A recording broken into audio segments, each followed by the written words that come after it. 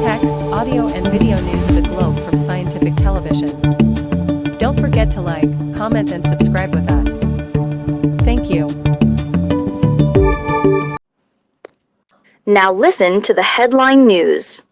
4 dead in Russian attack as diplomatic efforts to end war continue. U.S. lawmakers demand answers over Hegseth Venezuela boat strike claims. Japanese One Piece singer stopped mid-show after China-Japan feud.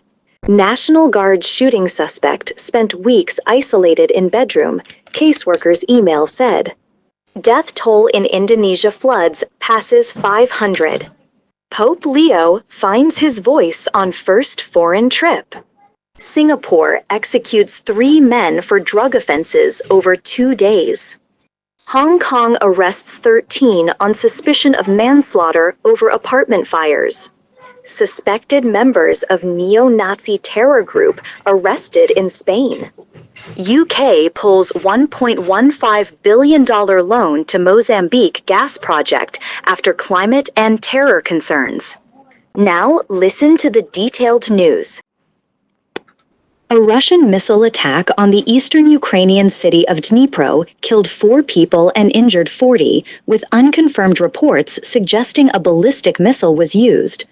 The strike, which hit an office block, cars, and shops, occurred a day before U.S. Special Envoy Steve Witkoff was scheduled to meet President Vladimir Putin in Moscow for talks aimed at ending the war. This follows a series of high-level diplomatic engagements, including a meeting in Florida between Ukrainian representatives Witkoff, U.S. Secretary of State Marco Rubio, and Jared Kushner. Despite ongoing shuttle diplomacy, significant gaps remain between Russian and Ukrainian positions. U.S. lawmakers are demanding clarification from the Trump administration regarding military strikes on suspected Venezuelan drug smuggling boats after a report alleged that a second strike was ordered to kill survivors of an initial attack. The Washington Post reported that an early September strike left 2 survivors, and that a follow-up strike was allegedly executed to comply with Defense Secretary Pete Hegseth's supposed directive to kill everybody on board, an allegation Hegseth has denied as fake news. President Donald Trump said he fully believes his defense secretary. Several Japanese music events in Shanghai were abruptly canceled, triggering widespread criticism from fans. Singer Maki Otsuki's performance was stopped midway through a One Piece theme song when lights and sound were cut before she was escorted off stage. The next day, pop star Ayumi Hamasaki was forced to perform in an empty 14,000-seat stadium after organizers canceled her concert, citing force majeure. The cancellations occurred during a 3-day music festival, whose remaining events were also called off. Social media reactions were intense, with some fans comparing Otsuki's sudden removal to the dramatic escorting out of Chinese leader Hu Jintao in 2022. Indonesia has been devastated by severe floods that have killed more than 500 people, with another 500 still missing and 1.4 million affected across Aceh, North Sumatra, and West Sumatra.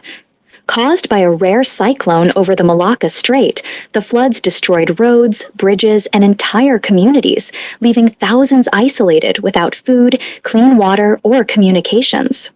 Survivors described the disaster as like a tsunami, while rescue workers struggled to reach remote areas on foot and motorcycles. Families waited desperately for news of missing loved ones, with many fearing the worst as mud and debris covered entire regions.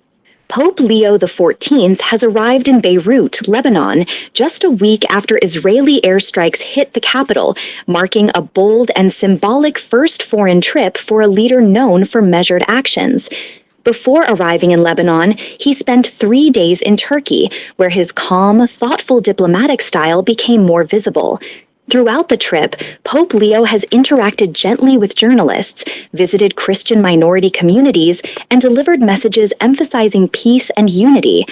In Lebanon, he was warmly welcomed by people of all major faiths, including Christians, Muslims, Druze, and even Hezbollah, which expressed appreciation for his visit. Singapore executed 3 people for drug offenses last week, bringing the total number of executions this year to 17, the highest since 2003. These executions took place just a week before a major constitutional challenge against the mandatory death penalty for drug offenses is scheduled to be heard. Singapore enforces some of the world's strictest anti-drug laws, prescribing automatic death sentences for trafficking certain quantities of heroin, cocaine, methamphetamine, and cannabis. Among those executed was Malaysian driver Saminathan Selvaraju, convicted of transporting over 300 grams of heroin in 2013. His defense was rejected, and his clemency appeal was dismissed. Hong Kong authorities have arrested 13 people on suspicion of manslaughter following the city's deadliest fire in 75 years at the Wang Fuk Court Estate in Tai Po, where at least 151 people have died and around 40 remain missing. The arrests include directors and an engineering consultant of the construction company responsible for extensive renovations at the estate, which are suspected to have contributed to the fire. Investigations revealed that scaffolding netting used around the towers did not meet fire retardant standards and may have been intentionally placed in hard-to-inspect locations to evade detection. Spanish police have arrested 3 individuals in the province of Castellón on suspicion of belonging to the Base, a global neo-Nazi terrorist organization designated as such by the EU, UK, Canada, Australia, and New Zealand. Authorities say this operation has dismantled the first accelerationist terrorist cell identified in Spain. During the arrests and 5 related searches, officers seized firearms, replica weapons, ammunition, knives, tactical paramilitary gear, and neo-Nazi propaganda. The 3 suspects are accused of terrorist group membership, recruitment and indoctrination for terrorist purposes, and illegal weapons possession. The UK government has withdrawn its controversial £1.15 billion, £870 million loan guarantee for a major liquefied natural gas (LNG) project in Mozambique. The decision comes 5 years after the project faced strong criticism over its environmental impact, links to human rights abuses, and alleged connections to deadly terror attacks. Business Secretary Peter Kyle stated that UK Export Finance, UKEF, had reassessed the project and concluded that continuing support would not serve the interests of UK taxpayers. The French company Total Energies, which leads the project, has been preparing to restart operations after halting work in 2021 when an Islamist insurgency attack killed more than 800 people near the project site.